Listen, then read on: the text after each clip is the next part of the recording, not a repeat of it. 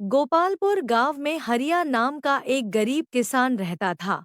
उसके पास खेती करने के लिए बहुत ही कम जमीन थी।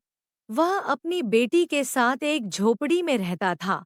फसल बेचने के बाद भी उसे थोड़े ही पैसे मिलते थे। उन रुपयों से वे लोग ठीक से खाना भी नहीं खा पाते थे।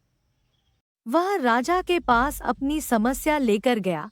राजा दयालु था, उन्होंने किसान को अपनी जमीन में से कुछ जमीन किसान को दे दी। खेती करने के लिए उन्होंने किसान से कहा, यह जमीन तो हमारी ही रहेगी, लेकिन उस पर उगने वाली फसल तुम्हारी ही होगी।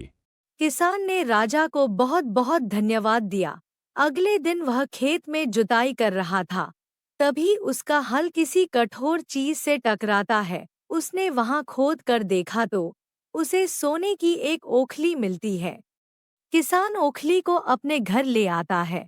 वह अपनी बेटी से कहता है, मुझे यह ओखली राजा के खेत में से मिली। जिसकी जमीन है उसी की यह ओखली है, इसलिए हमें यह राजा को लौटा देनी चाहिए। किसान की बेटी बोली, नहीं पिताजी, आप ऐसा मत कीजिए।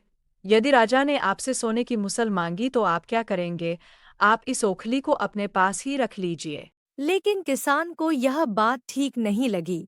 वह सोने की ओखली लेकर राजा के पास पहुंच जाता है। लेकिन दरबार में ऐसा ही हुआ जैसा किसान की बेटी ने सोचा था। राजा ने सोचा कि किसान ने मुसल को अपने पास रख लिया। किसान बेचारा सोने की मुसल कहाँ से लाकर देता। नतीजा यह हुआ कि किसान को राजा ने जेल में डाल दिया।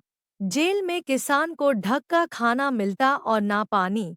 किसान को ऐसी गलती की सजा दी गई जो उसने कभी की नहीं थी। वह खाए पिए बिना लाचार हो गया। वह जेल में कहता रहता, बेटी की बात मानी होती, काश बेटी की बात मानी होती। एक दिन राजा ने उसे कहते हुए यह सुन लिया। उसने किसान से पूछा, तुम ऐसा क्यों कह रहे हो? तब किसान ने राजा को पूरी बात बताई।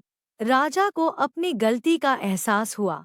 किसान को तुरंत छोड़ दिया गया। किसान की बेटी को राजा ने दरबार में बुलाया। उससे बात करने के बाद राजा को पता चला कि किसान की बेटी कितनी बुद्धिमान है। किसान की बेटी को राजा ने खजाने का मंत्री बना दिया। उन्हें रहने के लिए घर दिया गया। किसान को थोड़ा कष्ट तो हुआ, लेकिन अंत में जीत सच्चाई की ही हुई।